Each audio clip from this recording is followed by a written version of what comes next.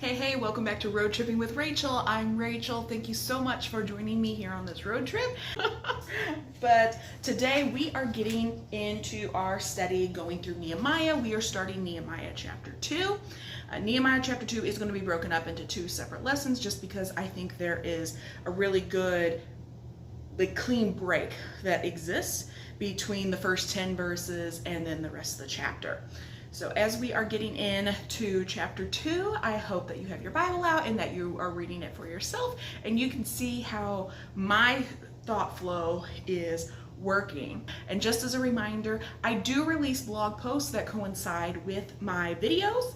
So if you want to read my blog, go on ahead and go to www.roadtrippinwithrachel.com and you'll be able to read the blog post there. But let's go on ahead and hop into Nehemiah chapter 2, looking at verses 1 through 10. And I would say right here, we have seen where Nehemiah has recognized that there is still very much sin and that he has confessed both the parts he has played in sinning against God as well as their generational sin and their sin as a people. And now we are fast forwarding just a little bit and you're seeing a little bit more of Nehemiah in his professional function, which was he was the cupbearer to the king at this time because he was in Persia. His family had not been a part of the group that had gone back originally when King Cyrus of the Medes had allowed the first wave of Israelites to return.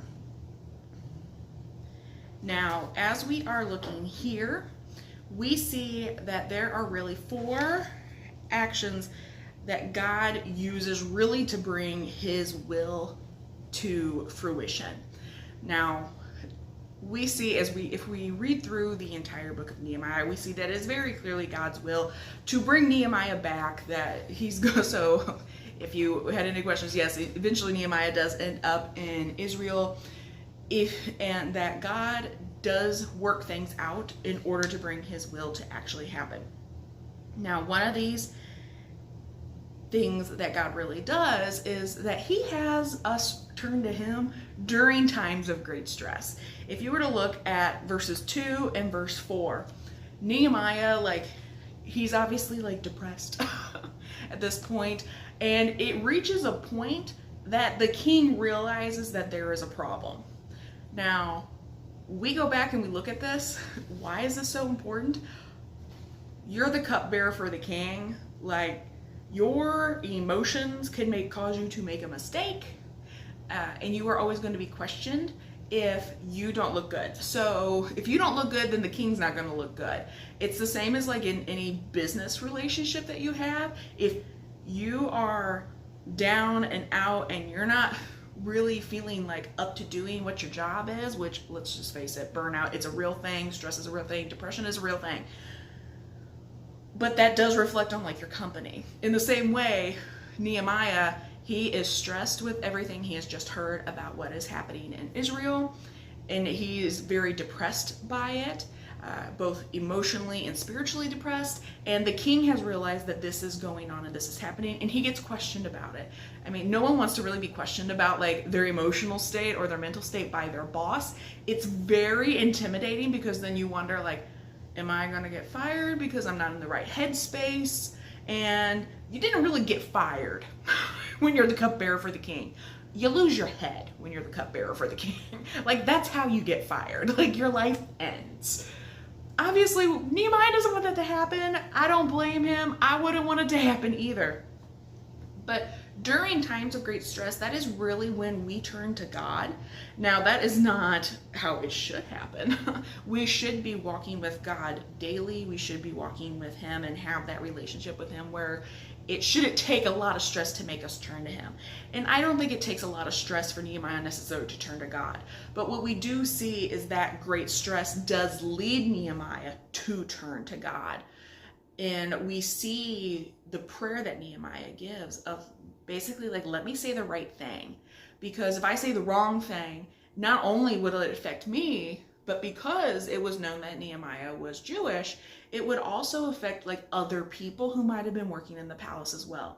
If there's this great stressor that's happening at as high up as you could really go as a Jewish man, you know, the cupbearer for the king, like you're the person who could literally kill the king. You're the person, you're like the ultimate, like you are the last defense for the king whenever it comes to eating and drinking, and you have to have a lot of love and care for the king because you are the person who dies before him. And if Nehemiah answers wrong, it could cause not only him but also other people to lose their jobs or even to lose their lives.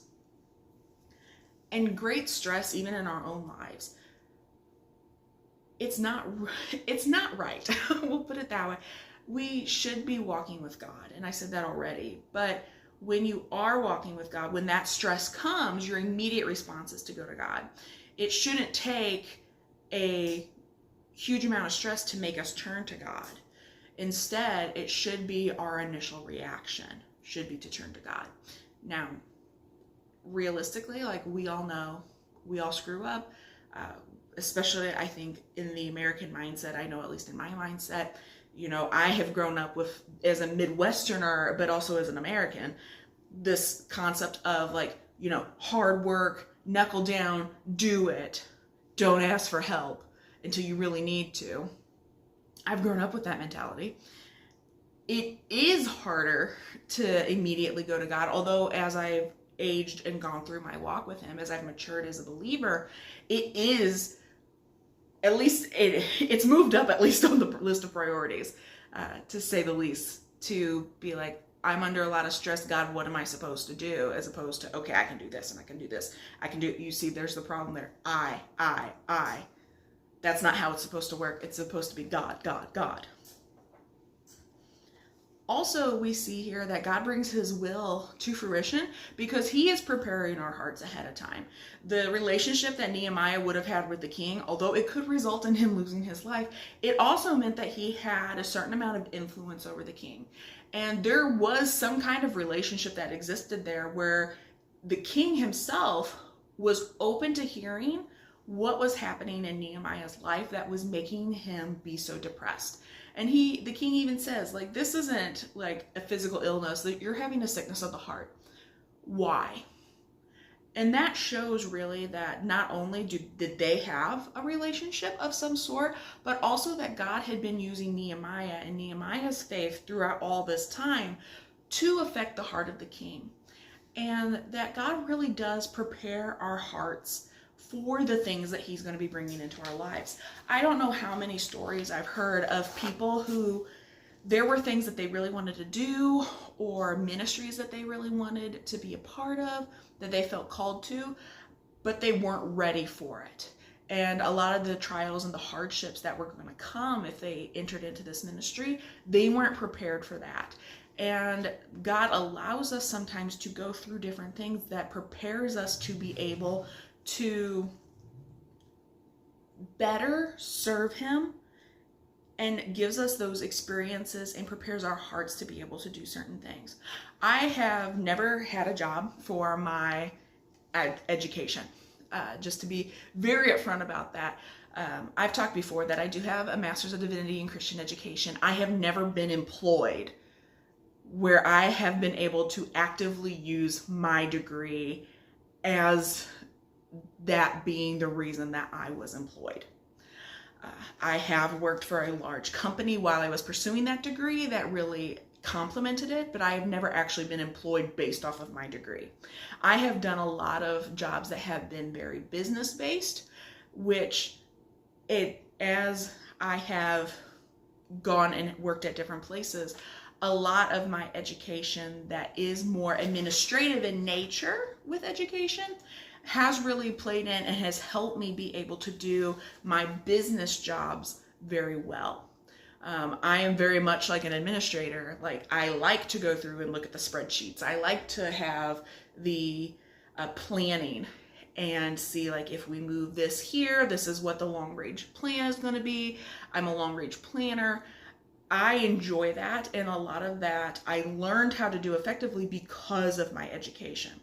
And because I have interacted with people in different businesses and at various degrees, it has helped prepare me for each new job that I have taken on, because I have a much better understanding of how people function and how perception matters. You've heard me say that before, how the way something is presented is going to matter. The way that you appear is going to matter. The way that you speak and how you represent your company is going to matter. I brought even some of those concepts up on here before. And God has prepared my heart in each of the different businesses that I've worked in now, where I have a better understanding of people. And I want to be able to work with people and nurture the people as part of the business, not just make the money. Now, that's a personal example, but you can see how God is leading you to a specific point that you might have wanted to be at 5 or 6, 7, 8, 10, 20 years ago, but your heart wasn't ready for it, and you didn't have the necessary experience that would make you successful at it.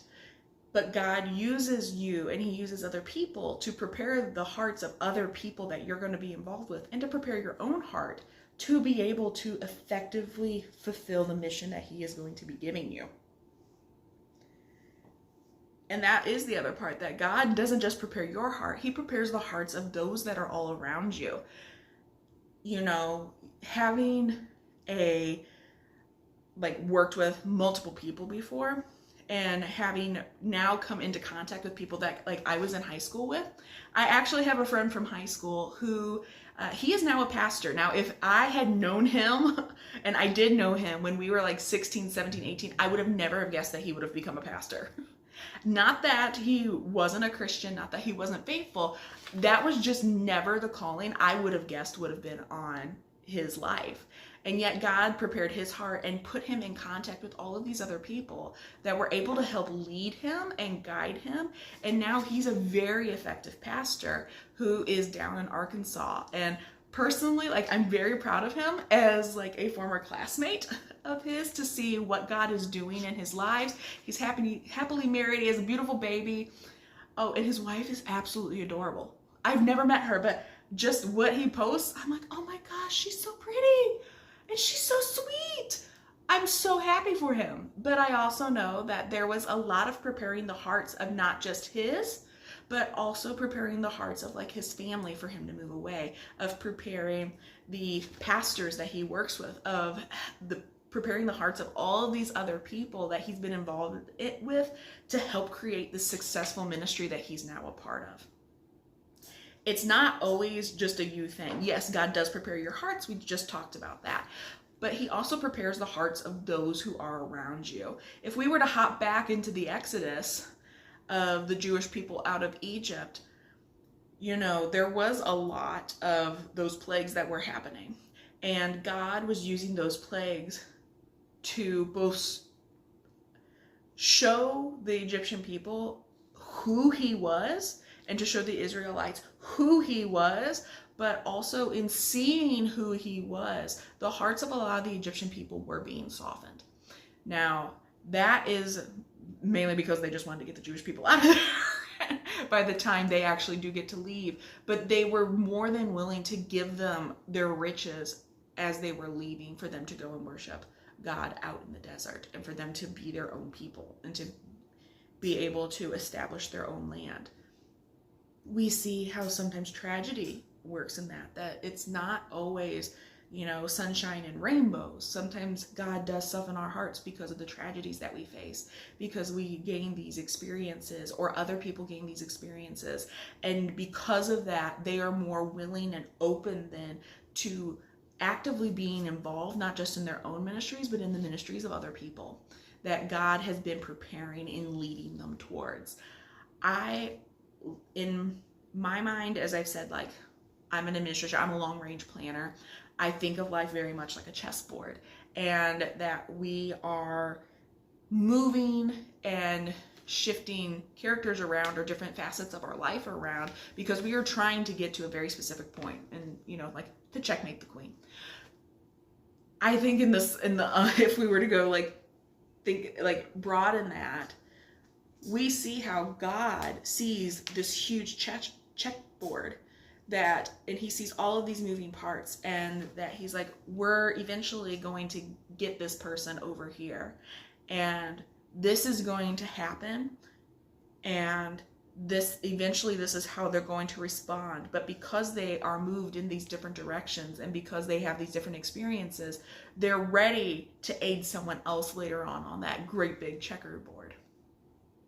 That's just how I think of it. The other thing is that God really prepares the details in order to bring his will about. Yes, we do have free will. Yes, God knows what our choices are going to be. There is a tension there that exists. But the details do really take care of themselves. There have been things where, even moving here, the fact that my mother had, with my current job, the fact that my mother had retired, the fact that there were other people who were vacating different posts, the fact that I had finally come to the conclusion that I needed to move back into the secular workforce. Those were all details that all came together at just the right time for me to be able to move here, to be able to devote more time to YouTube and doing my blog and spending time with family. I can see where there are some pieces that are starting to fall into place that had been cooking before I even realized they had been. And when it comes right down to it, God really does prepare the details for us, and everything falls into place the way he needs it to fall into place and the way he wants it to fall into place, and we get to be active participants in his will, and it's a beautiful thing, and it is good, and it is so incredibly awesome to look back on our lives when we have been actively engaged in God's will, and we can look back and see, look at what he did, look at how he used this person, or look how he prepared me, look how all of these things came together in just the perfect way for us to be able to be where we are right now.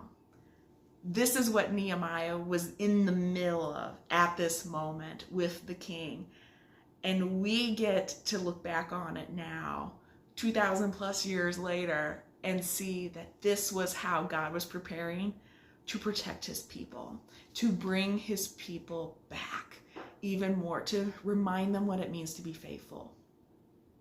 All right, I'm going to end there with Nehemiah chapter 2 right now. We're going to do part 2. It's going to be airing later on this month. I look forward to seeing you all next time. And don't forget to like and subscribe too. Share these videos with other people, especially if you are involved in small groups or if you are wanting to be able to just do your own Bible study. I do release these at least twice a month on the 1st and 3rd. This year, I've decided to also release them whenever there is a 5th Wednesday as well. So I look forward to seeing everybody here in another 2 weeks. Bye.